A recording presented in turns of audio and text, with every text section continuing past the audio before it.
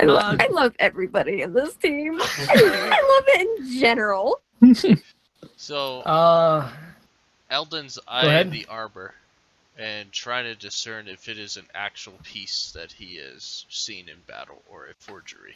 Oh, it's definitely something you've seen in battle. Brendan, I don't want to get up. Well, then I turn to the shopkeeper and I ask him where he managed to acquire such a spectacular piece of armor.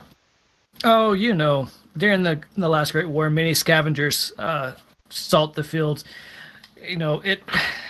It's a risky business for scavengers to do that, but I did try to sell it back, bring it back to the Empire guards, but they say no, that was discarded at some point. We no longer have need of it.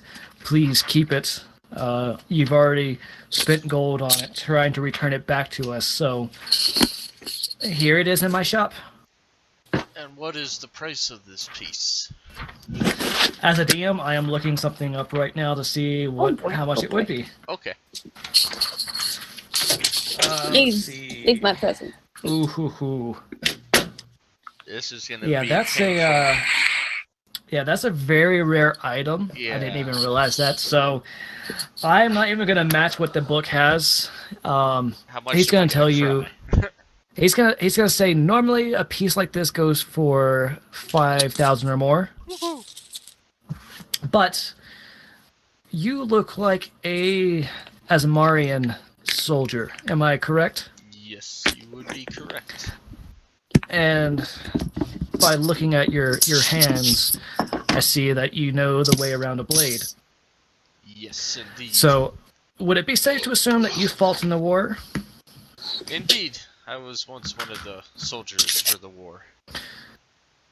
Okay. I know this item, this bracer, was common among your brothers and sisters, and possibly yourself as well. Since I did spend quite a bit to get it away from the scavengers who were going to sell it on the black market to who knows who, at least here I have a little control over who I sell it to. Indeed.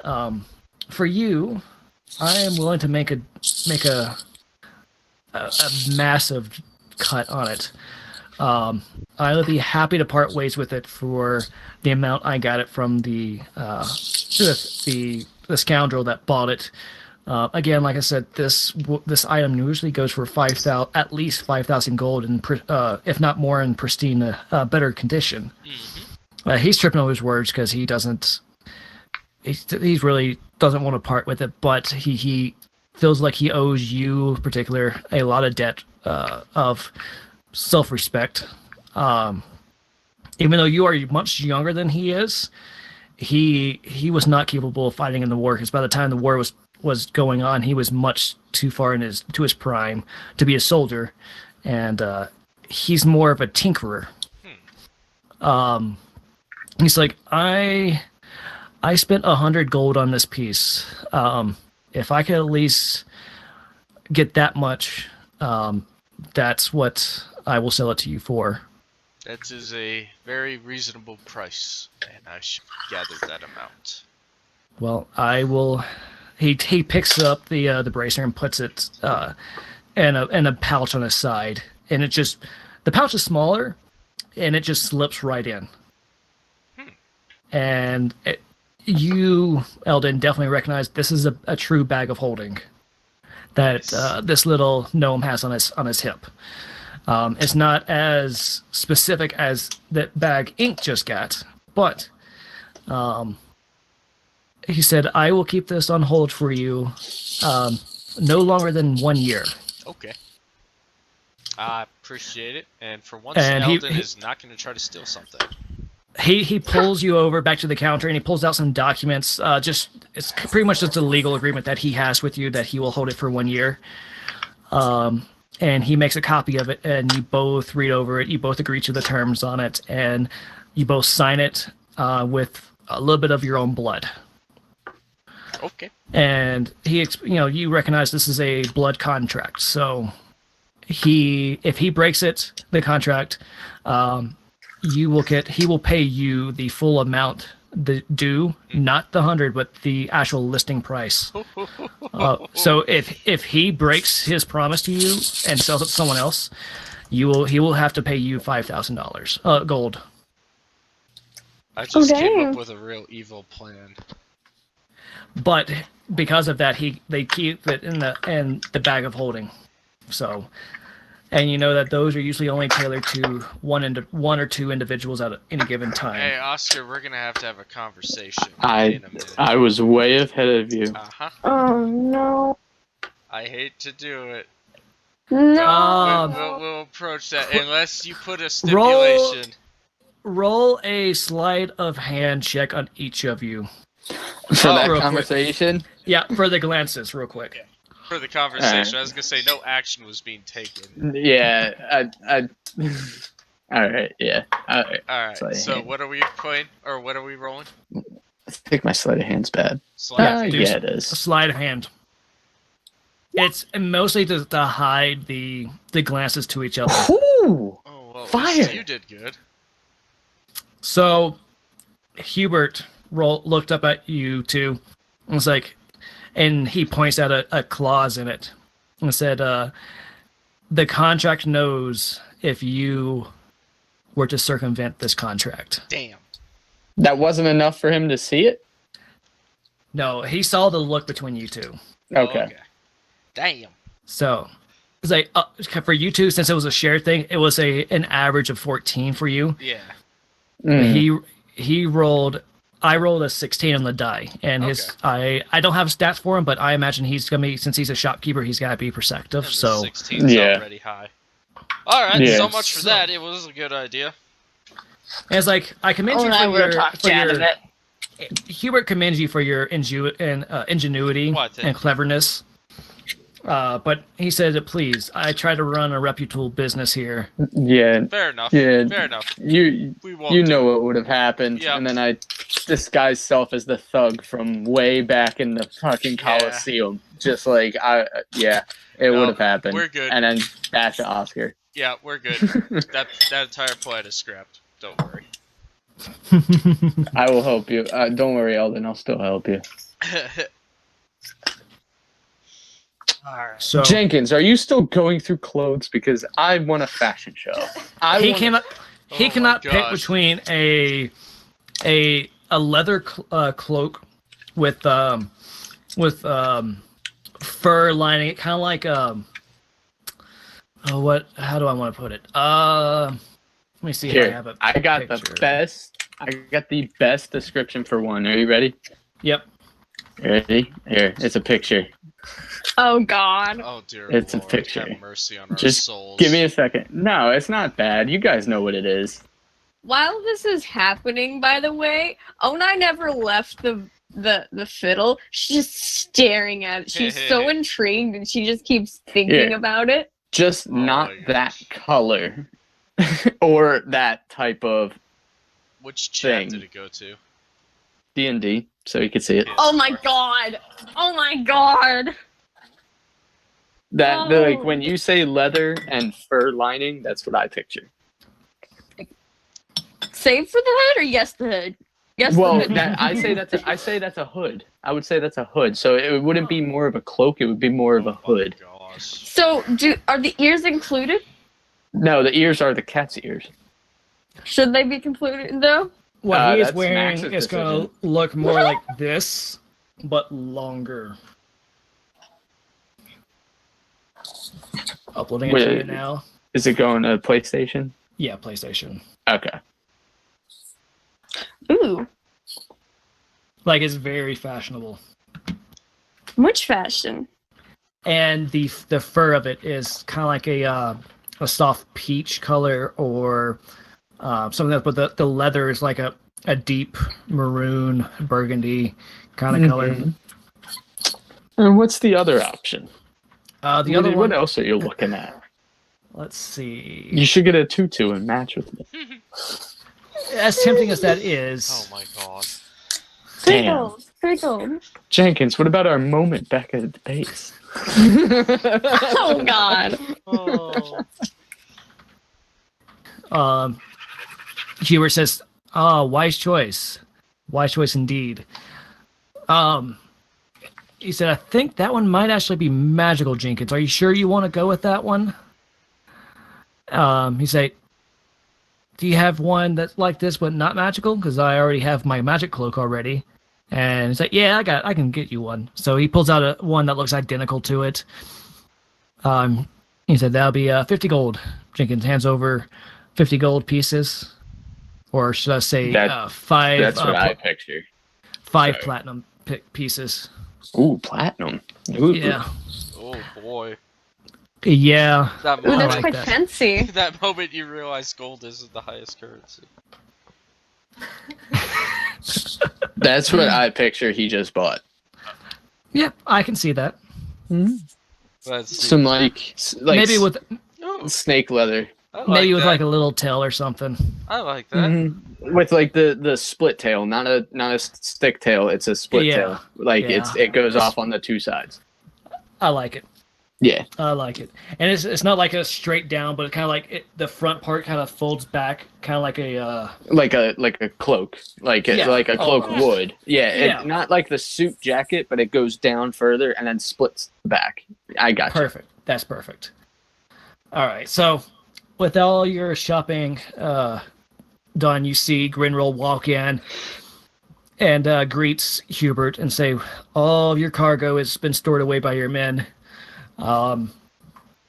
Payment has already been processed. Jenkins, are you ready for our next stop? And Jenkins says, Hubert, I will have to stop by later for dinner if you would have me. And Hubert says, I would love to have you, old friend. Am I able to split off, or is like that too early? Oh, you still got one more stop right now. All right. Okay. So, Jenkins, like, your services are still needed. You never know what's going to happen. Okay. So, y'all walk back out to the caravan. One of the wagons has been left behind because it had most of the stuff that Hubert wanted, but the procession keeps falling back around. You kind of go up the street that's right next to the building 7, kind of going past a lot of homes. You see some people hanging up some laundry out to dry. You see kids playing and the young kids playing in the streets as you go by, and you make your way west towards across the bridge and back to the main road a little bit, and you pull up to a multi-building at number 4, and it's you see a lot of smoke billowing out of one of the buildings through like chimneys and all whatnot. And on the front of the business, you see a sign that says the Cinder's Quill, Bowlery, and Blacksmithing. Oh, I know where I'm going to be. Oh, goodness. So Jenkins kind of guides, waves Grinroll around to the north side of the building along the kind of like a service access. Grinroll, you see, meet up with a couple of the blacksmithing apprentices and shop attendants, and they lead them to the back to offload the cargo, mostly ores and different leathers and different materials that you would need to make bows and different weapons and suits of armor, as well as a few other effects that you might not realize or don't know if it's actually for the business or not, but mostly like candies, a couple of flasks of ale. Ooh. Oh, God. Candies? Did you guys? Candy and ale. Oh my God. Oh, nice here for the candy. She cares not much about the ale. Oscar's here for both. Can I have more candy than Oscar? Eldon wants He to gets go to the ale. blacksmith. So Jenkins is about to head to the inside, and you see the door kicked open, and a young boy is thrown out into the thing. And you see a tall elven man wearing a white hair. The picture I have for him does not not a good representation of what he's dressed with, but he's wearing a dress shirt and like a worker's vest over it, like a gray dress shirt underneath it and a purple vest on top. Okay. And you hear him say something along the lines of, "If I catch you in here again trying to steal daggers, Ellen, I will take you by the ear to your mother and father. Now get out of here before I do such." And as the young boy picks himself up, he runs like, "I'm sorry, Talon," and the little boy just runs off. And what looked like a boy, you now see he's a halfling, a young halfling boy. He runs off just down the way that you guys just came from, and you hear the man just sigh heavily. It's like, what am I going to do with that boy? He needs to learn proper respect for businesses. He cannot be trying to steal everything he wants.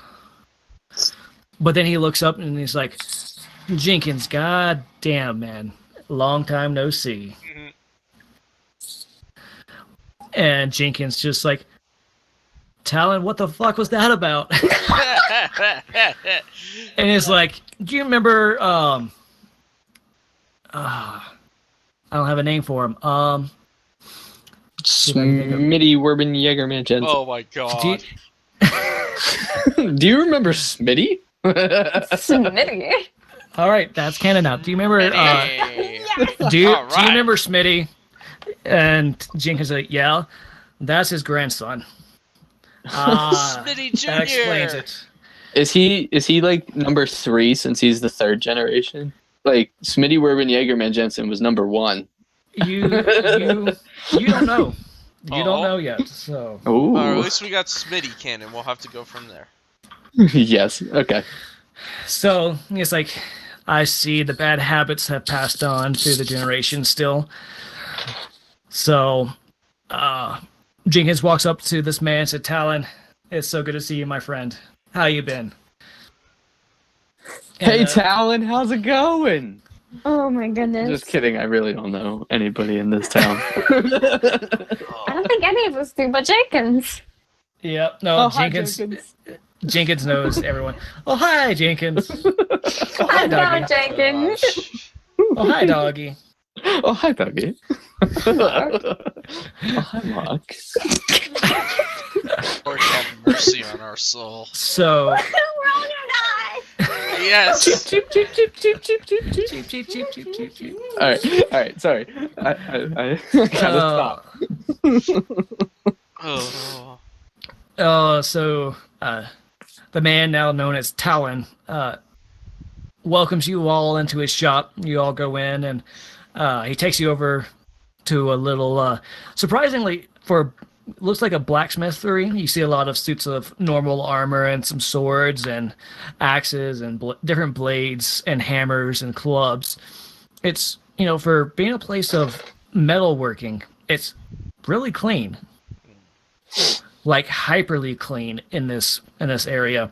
And Talon takes you all over to a side room with a low sitting table and like a tea set sitting there. He offers you all a place to sit and ask any of you if you would like a cup of tea. Absolutely. Sure, why not? Of course. Oscar. Now you gotta picture Oscar holding a little tea glass. Oh, he gives you a cup that fits your hands perfectly. Oh. I was gonna picture Roadhog in his victory pose holding the little tiny teacup. I was just gonna picture index finger and thumb holding a little handle. But no, you solved that problem. Yep. I want to say, when Onai is given sugar, she has to resist pouring the entire thing in, but she pours a considerable amount of sugar. So you all get a nice warm cup of tea. It kind of warms your hand because you don't realize until just now how cool it is outside. It's not like cold, but it's like a crisp, cool.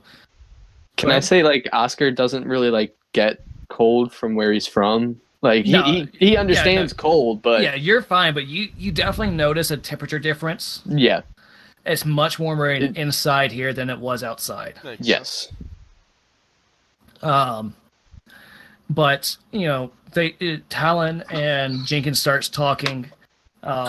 Jenkins introduces all of you to him.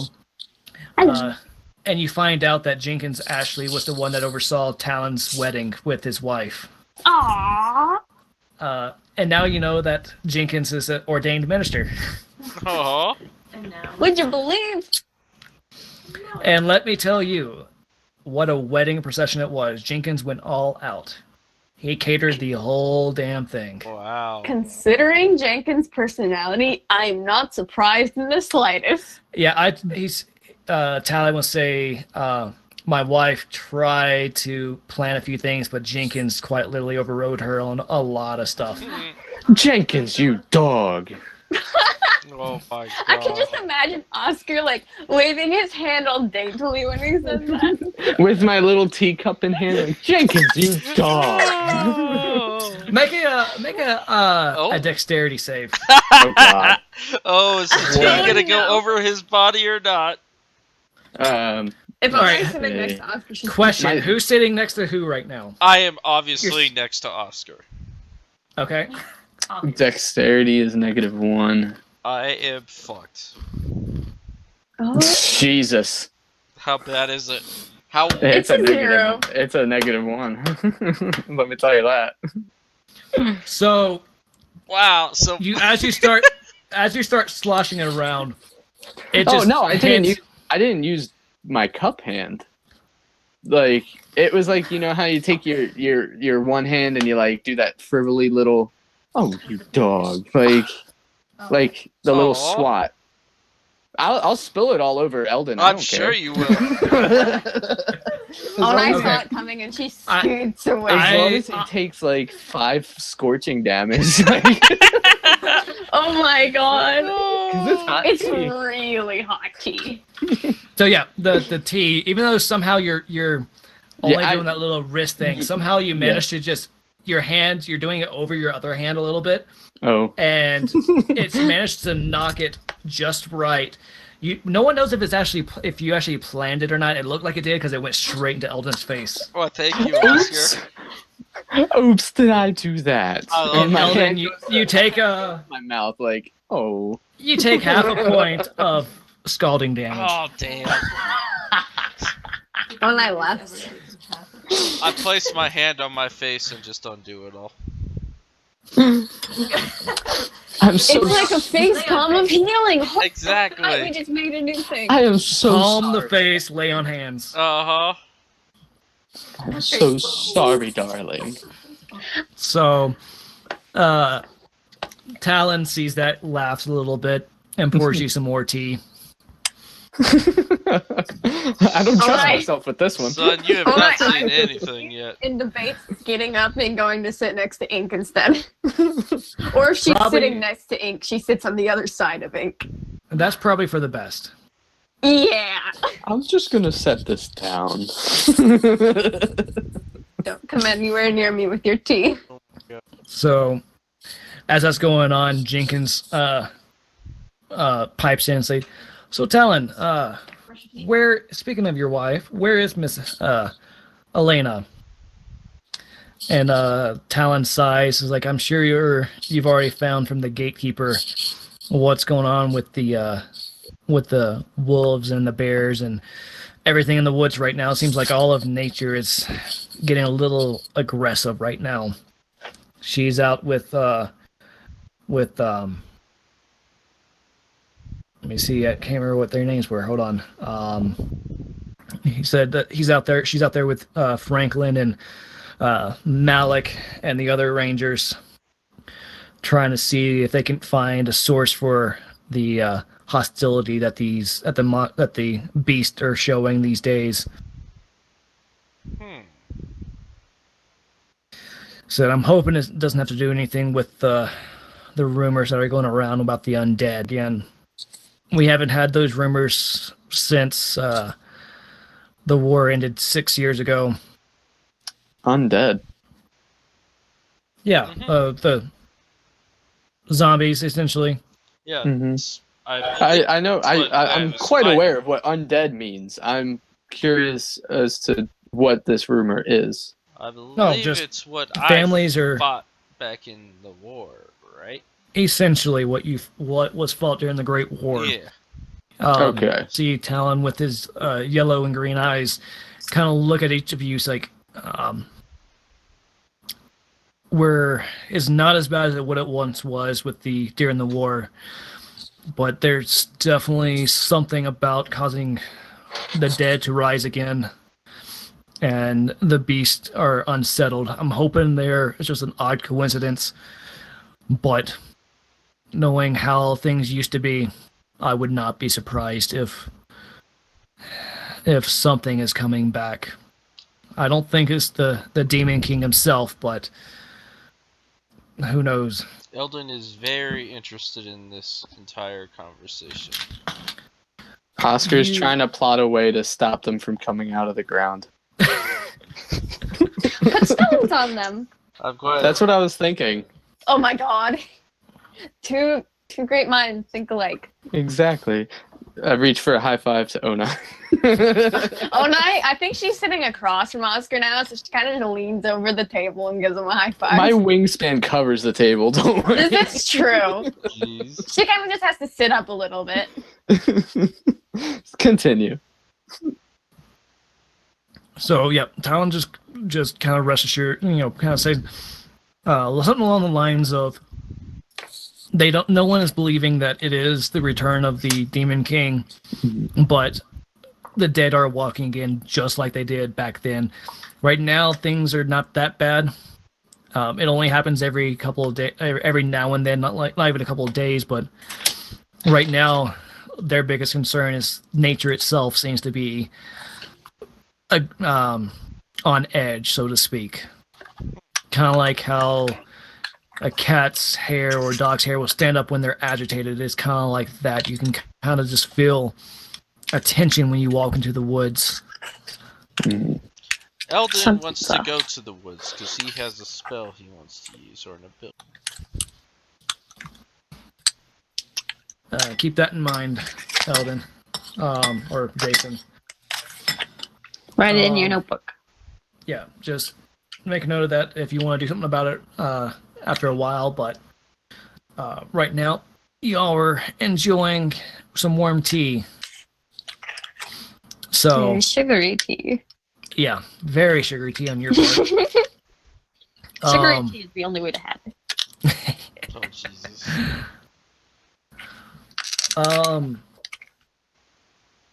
Jenkins kind of puts his hand on his chin and just thinks for a moment. He looks at Talon with a very serious look, a look that you haven't seen since that first night around the campfire. And he's like, have there been any necromancers around that you know of? I know we had one or two that studied the arts at Clearborn. We needed to know how to fight it, so the only way to know how to fight it is to delve into it ourselves a little bit, and we had a few that took the plunge. Do you know where any of them are, or if any wizards have any casters that have been hanging around places they should not be? And Talon thinks for a moment. You kind of get the sense that even though he doesn't run the city, he does know a lot. And it's primarily, you kind of get the sense that some of the more prominent shopkeepers here, just by looking at them, especially looking at the scars on the arms of Talon, you don't know if they're from his blacksmithing or if he actually fought once before himself. But again, that's the questioning thing about some of the other races like elves and dwarves. You really don't know how old they are. Mm-hmm. But he looks like he's not as concerned as what the four of you probably are. But he's like, no, right now, our biggest concern is trying to figure out what's causing the beast. As far as necromancers, we honestly haven't seen them since the few in Clearborn left to fight in the war. The garrison down in the breach haven't seen any of their kind come back through since then. But there are other ways to get into Revney. If any are daring enough to go through the glass up north. But he's like, but right now, Elena and what is his name?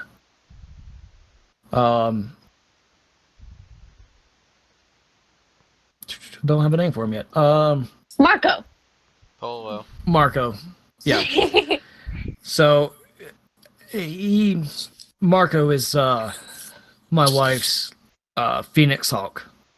Oh, that's so cool. Interesting. Which is the name where the shop comes from, is Cinder Quill. Yeah. Because he's a hawk. He's not a true phoenix, but he is what is known as a phoenix hawk because of his coloration and his feather pattern. Used to remind a lot of the people about how the old phoenixes used to look. But they're out right now, scouting and trying to see if they can't locate. I will admit, though, despite the trouble, we've been getting a lot of good meat here lately. Dire wolf meat. You just cannot beat it sometimes. Yeah. Interesting. Yep. And Gotha, you definitely would know. Yes. 110%. Yes. But you guys sit around the table. You enjoy your tea. Some of you get seconds if y'all want it. Yes. Anybody have any questions or anything they want to do? No. I can't think of it. I want to, am I able to wander now? Talon's like, oh, of course. If you're done with your tea, you're welcome to browse the shop.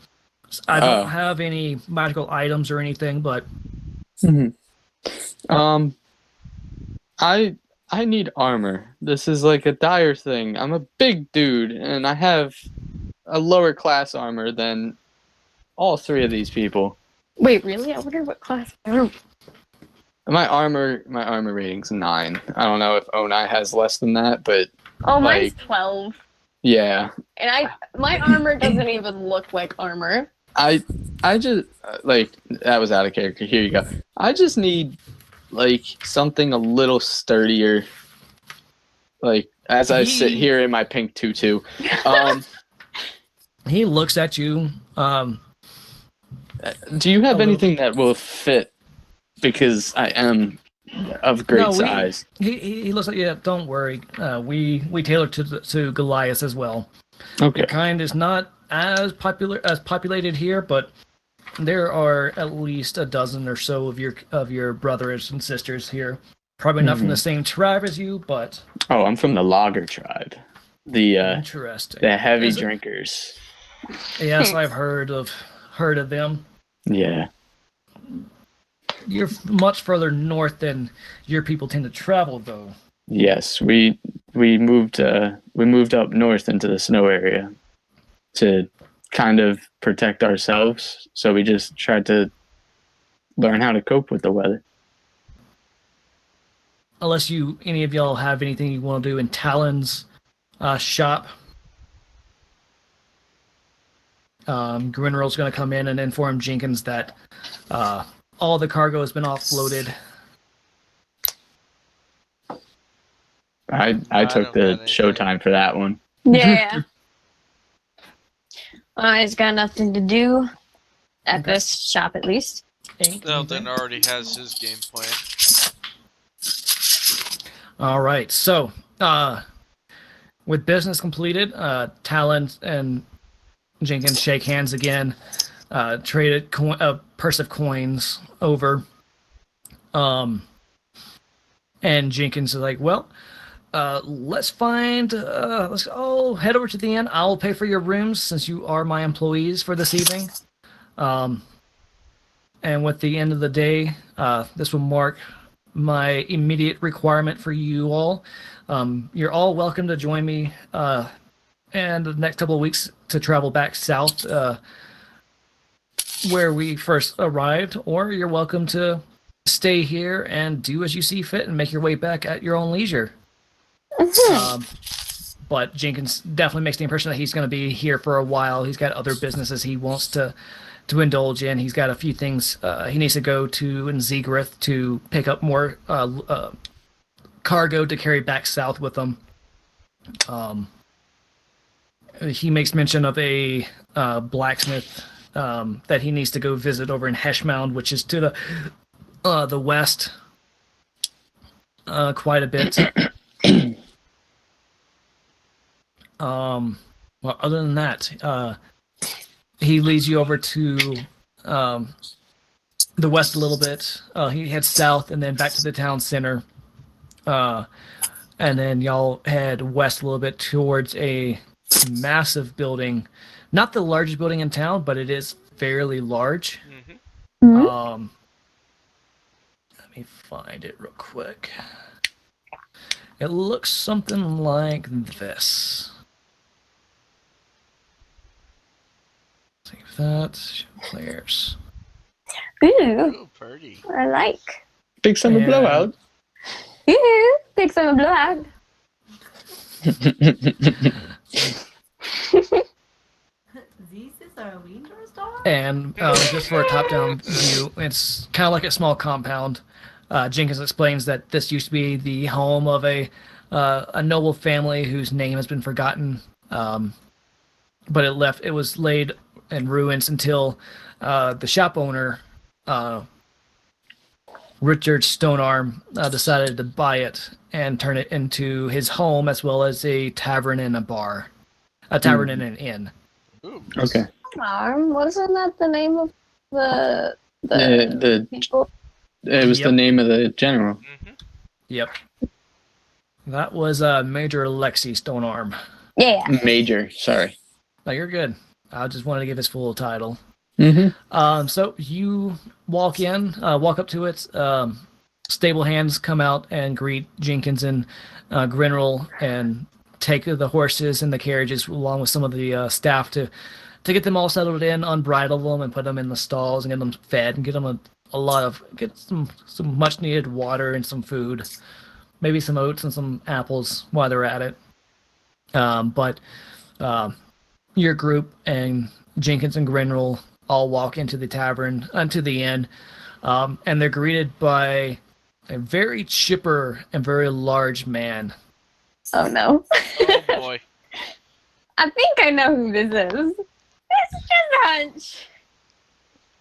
And he's sitting there cleaning mugs and whatnot, and he hears the bell ring, says, welcome to the Lotus Inn and Tavern, my friends. What will it... He stops mid-sentence and says, all right, boys, get out the good stuff. Jenkins and crew is here. And You literally know even- me so well. Even some of the patrons get up and start cleaning and pushing tables together, and there's a lot of commotion. And you see this large man walk to the back a little bit, and he comes back a minute later carrying a massive keg on his shoulder, and slams it down on the bar. Like, I've been waiting, and he just says, Jenkins, I've been waiting to bust this out. Please, drinks are on us tonight. And You have just became my best friend on this whole trip. And broke. And broke. And so he starts pouring ale out of that cask. You see on the emblem, it's the same emblem as the cask that Jenkins and Grinrel have on their thing, but it has a second emblem next to it. It's kind of like a hybrid between Grinrel's emblem that from the keg that he makes himself, and another one. You're not quite sure what it is, and no one's really inclined to divulge information, but you see the other crest on that is kind of matches the stone arm crest that is on the apron of Richard. As you come to find out, that's his name. Ooh. Interesting. He says, as he's pouring drinks, he asks you, he's like, I do hope my kid brother wasn't too ostentatious or flamboyant as he usually is. Please tell me he wasn't as crazy as he normally is. I'm not sure how crazy he normally is, but he asked, like, was there a sunset or a sunrise? Oh yeah, yes. I don't know. I was blinded. Yeah, me too.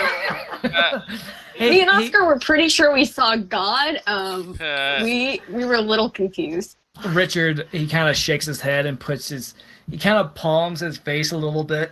He was like, I've told that idiot not to lose control like that. I'll have a word with him whenever he comes in for a visit again. Oh my gosh. All right. And then he says, I do apologize for his behavior. All is well. He's always been a little bit less controlling of his emotions, and our family's magic is driven by emotion, so whenever he gets excited, it just comes out. That's fine. My eyes are not important anyway. Gotta figure. As you can tell, I don't have pupils anyway. Does it really matter? Apparently not. So he passes out drinks. Oscar, Eldon, you get pleasantly tipsy. This is some pretty good stuff. Oh. The barkeep gives slides Onai and Ink special glasses over. You both take a whiff of it. You don't smell any alcohol. Oh, thank goodness. It's honestly a refreshing, like, cucumber water. Yeah, cucumber water with some lemon and strawberry in it. Ooh, actually, that sounds really good. With a hint of like sage or something mixed in with it. Oh my God! You just like tickled my taste buds. Because she don't want no alcohol. The funny thing is, I actually make something like that. Dude, you just tickled my taste buds without even like giving it to me. Oh my God. Onai asked Richard if it's okay if she plays a song while everybody. He looks at you and says, "My dear, it will be an honor." And she just kind of gets really happy for a second. She's like, "Oh, choices! I got the flute, got the violin." Why don't you sing? Because you played both the past 2 nights. Yes. True. I agree with the singing. She's a little more nervous about her singing, but she gets up and starts singing a little song. I don't know what song exactly. I wasn't prepared for this, but fly, it's very... eagles, fly. Oh, Duffy, no. Get your football out of here.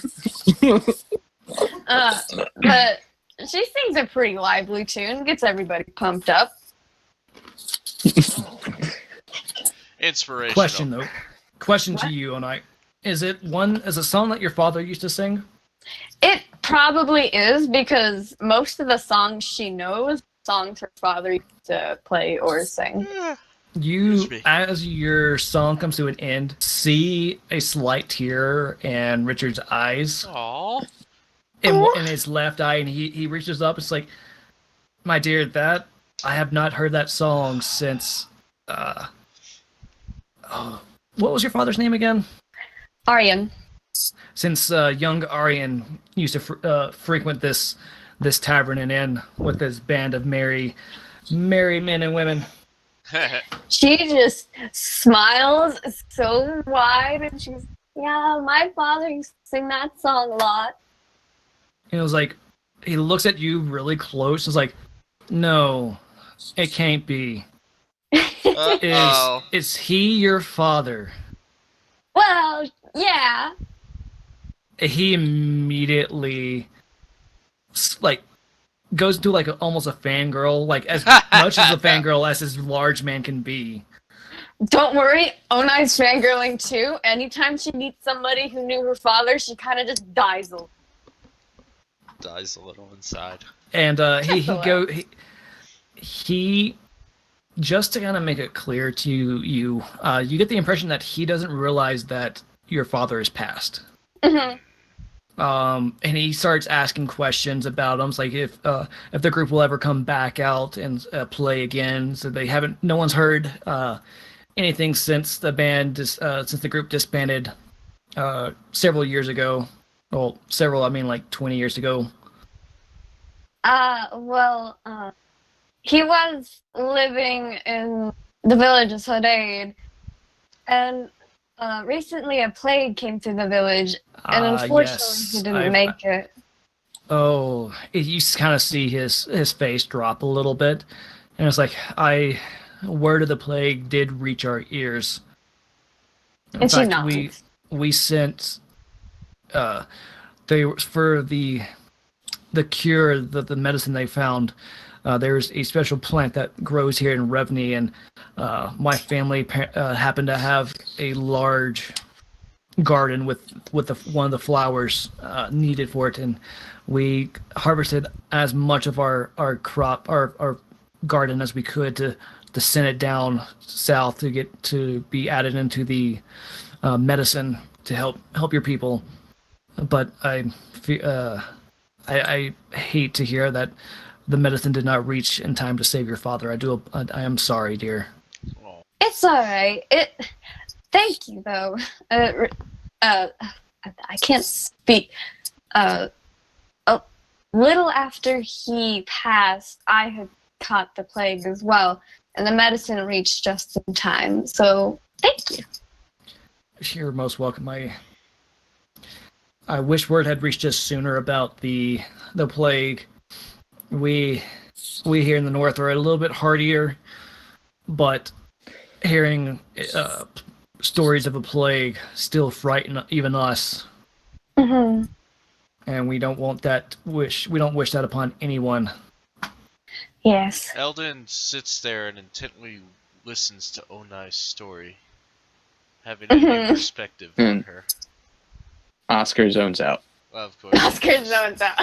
Not like tune her out, just like staring into space. Yep. Mm-hmm. But Eldon is interested. And I assume Ink is like sitting there with her cucumber water, like, She's not looking at her book, but she's writing it as she sips from her water and looking back and forth between Onai and Richard. She's definitely taking note, and she's kind of just in like a holistic sort of way, just taking it all in. And, she doesn't say anything, but she feels you guys. Oh yes.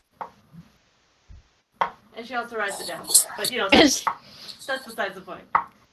She writes down every word they say, every little movement they make.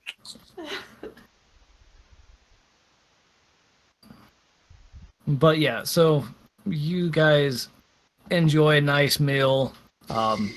Richard brings out some nice lamb stew, some fresh baked bread, more ale, more cucumber water. Stories are traded, songs are played. The tavern kind of comes to life as the day closes to an end, and many of the village people come in.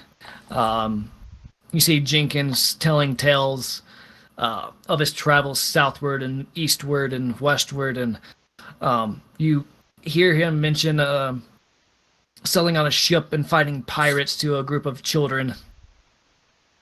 And he is as outlandish as you would imagine him being with his tale.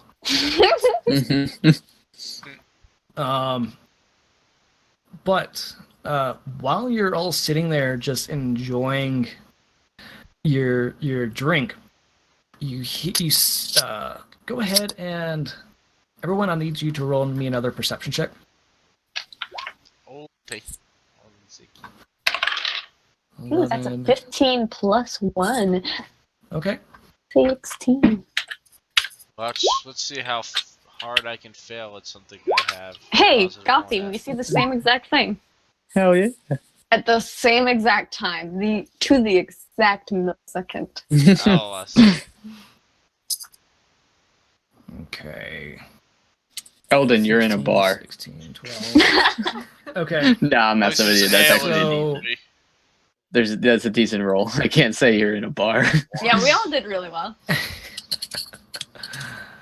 All right. Jess has a +4 of perception, so even if she got a 2, she'd still be just doing fantastic. All right. So, Oscar and Wolf, Ace. you notice a tall, lanky elf wearing all black, kind of just slip in through the front door. You see him kind of nod towards Richard. Richard roll his eye a little bit. You see him kind of slink over to a corner and sit down with another gentleman with his back to you. And they look like they're talking business. You see a little bit of coin, trade hands. The man looks like he looks shady as fuck.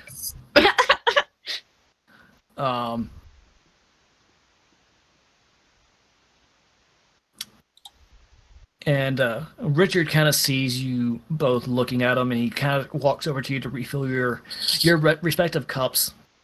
And he leans over and whispers between you two and said, "The man over there, I would steer clear of him. He means well.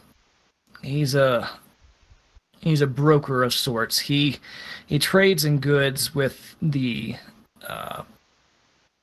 outcast that live in what remains of Ebonheart to the west. But I would definitely not try to make a deal with him. I would rather sooner make a deal with the devil himself than LND." So, Got it. But if you're ever in the market for something that cannot be acquired anywhere else, if you're willing to watch your tongue and make sure you say your deals explicitly, Elandi is definitely someone that you would want to seek out. Just be careful, he says. alright. Oscar asks for a second cup of beer, He gives you a second cup. and I go to Elandi. I fucking knew it. Oh my goodness. Onai stares at him. He just gives him a death glare, not L-on-D. No, hold on. This isn't jokingly. Like, Oscar's like dead serious the entire time. Like, I'm going to play this out dead serious. Okay. All right, just All right. setting the tone. Alrighty.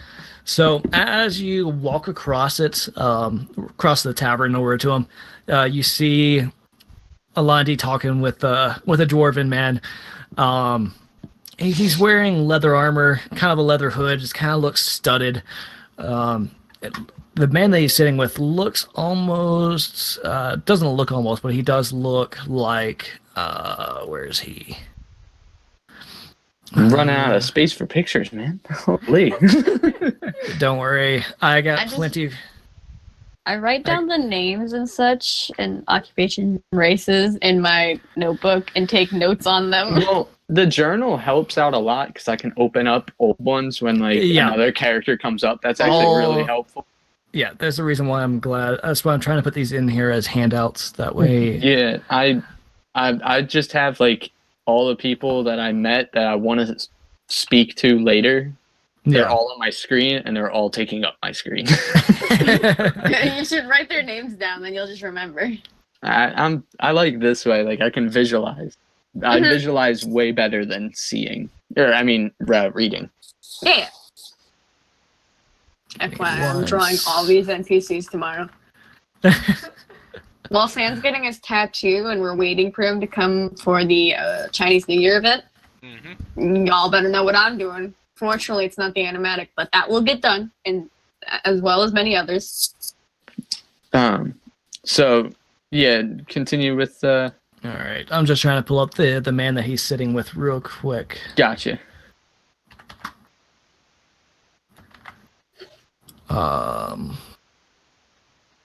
Whenever Oscar casts Disguise Self, all I can think of is that scene in the Adventure Zone, and Magnus is saying, "Who's the real Gundren Rockseeker?"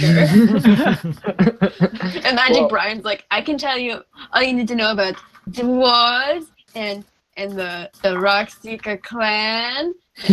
Dwarves." I kicked that one into the pit. Which one? The one that just spoke. All right, so Oscar, you get a better look at this guy that Alande is speaking with. He looks like a dwarf with a tightly kept beard with some gray in it, and studded leather. He wears a belt. Go ahead. Is his hood up or down while he's inside? Right now, his hood is up. But no one seems to pay him any mind. In fact, people kind of give him a healthy, respectful nod as he walks past you.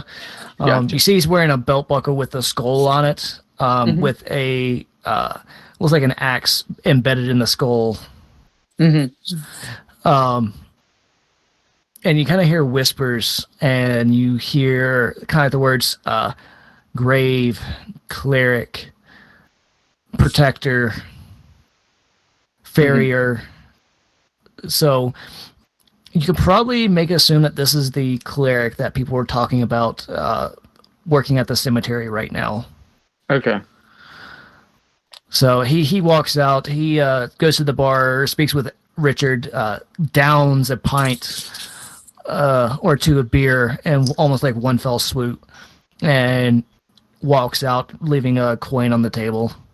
Okay. But Alande is sitting there. He watches the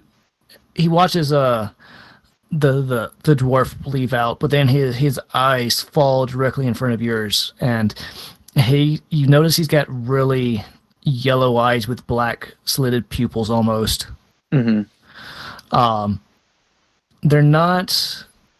They look kind of demonic, but he has surprisingly a warm smile on his face. And you still go up to him? Yep.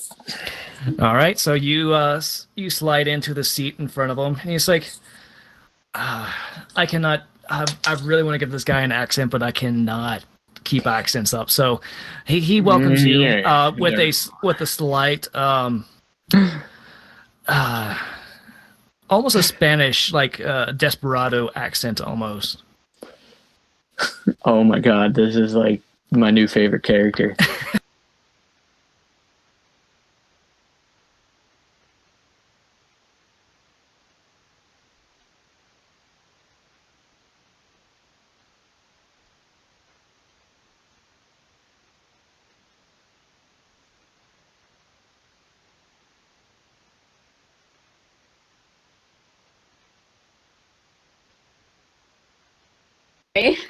There we go. He's back.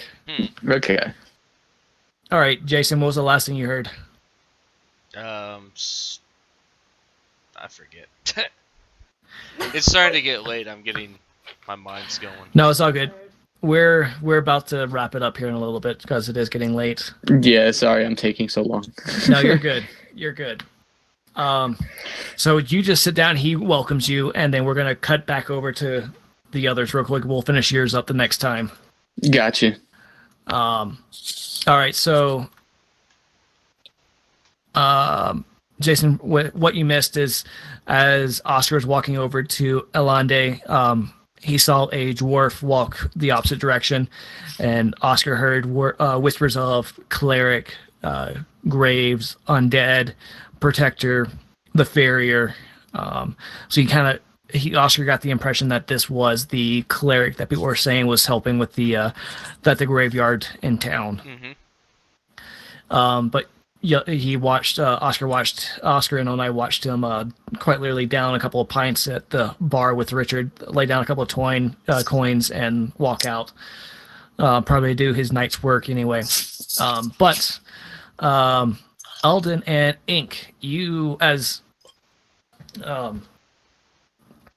everyone else is the other two were busy looking at this elf in the corner that Oscar walked up to. You both watch as a little halfling woman walks up to the stage, does like a little hill click, and starts playing a soft tune on the violin. And on her chest, you see a brooch. Eldon, you and Ink both recognize this as a brooch that Jenkins has shown as the emblem of Featherfall. All right. You don't know if she was wait, if she was a fan or what, but she's wearing a little brooch on her kind of keeping a shawl to her over her shoulders a little bit. Does Onai notice this, or is she just not yet? All You haven't looked over yet. You were still enthralled by the elf. All right. So, but for everyone in company, this is what she looks like. Oh, she's adorable. I need to write this down. Eldon, you definitely see that she, even though she's performing, you see a blade in her boot. Mm-hmm. She's wearing some leather, like a leather jacket that looks like it's meant for fighting protection. Ink, you happen to notice something move in her little shawl that she's wearing around her neck, and you see like a little tail pop out on one side and it moves to the other, and then a little face pops up, and she's got a little ginger ferret just sitting there on her shoulders, just kind of running back and forth as she's playing this amazing tune. And after Oscar walks over, you kind of facepalm, but then your ears perk up a little bit, hearing a song that your father used to play all the time. And you look up at the stage, and you see this halfling woman, roughly the same. That she kind of looks like she could be the same age as your father, if he was still alive. And she's sitting there moving, and the choreograph kind of reminds you of how your father moved. Woof. Ona gets up and she goes over to the stage, and she's standing in front of the stage, and she's just like, "What? This looks what?" Let me see something real quick. She's just forgotten about what Oscar just did. She's intrigued entirely. So it takes she's sitting there playing. So she plays for a good, 4 or 5 minutes, not even noticing. She's so caught up in her music, playing, dancing around the stage with her eyes closed. It looks like somehow not falling off the stage. But then she opens her eyes as the song comes to the close, and as she's taking her bows, as people in the tavern are clapping and chanting, Sybil, Sybil, Sybil. And she takes a bow, and she looks at you, tilts her head, and then winks at you. And then starts playing another song that you definitely recognize. It's the lullaby that you sang to your father. Oh my goodness. Ona has to just stop for a second. And oh goodness. She really wants to play along or sing along. The halfling kind of jumps, seeing your energy, kind of hops to the side, and in a bow kind of motions for you to come up on stage. She's up. She goes up and she starts singing. Playing. Give me a performance check with advantage. Okay. That's a 7. Please let this be a good roll. Oh, that's a nat 20. Okay. So. Plus, where's my character sheet? Where are you? If it's a natural 20, it succeeds. Above all. Yeah. Oh, yes. There are some DCs, like a 30 DC, where you need like a plus 10 or plus 11 or to succeed. So It's a 25, technically. yeah. Right now. Yeah. But so yeah, with that, you fall into step right beside her, matching her tempo verbatim. Like everything you both do is a mirror copy. Is like you're a mirror of each other. She moves right, you move left. You move you move right, she moves left, and you're just like you're in perfect sync with each other. Oh my goodness. And then she starts singing, and you start singing your harmonics. Like at first they're off, but then she adjusts. She brings her pitch down just a little bit. You bring yours up just a little bit, and you both just harmonize perfectly. And at that point, like everyone in the tavern's just watching this display. It's like you hear murmurs of, Ona, you're not paying attention, but Ink and Eldon, you hear murmurs of like. It's like you just hear murmurs of people talking about them and saying how good this young little girl is that's up on stage with Sybil, because everyone knows that Sybil doesn't normally play well with other artists, other bards, especially ever since the breakup of Featherfall. Oh my goodness. And yeah, so y'all play, and the next thing you know, the song comes to its crescendo and then ends. You both take a bow, and you both walk off the stage, and the halfling says, "My name is Sybil Asana. You definitely look so much like your father. Would you join me for a conversation?" Yes. All right, so you both go off and kind of sit close to where Ink and Eldon are, because she saw where you're coming from. She just joins your table since Oscar has vacated his seat for now. Mm-hmm. And Oscar, did you take your cup with you, or did you leave it? I took both cups. I took the one I was going to offer Elandi and my own. Okay. Because if not, she was going to take yours and drink it.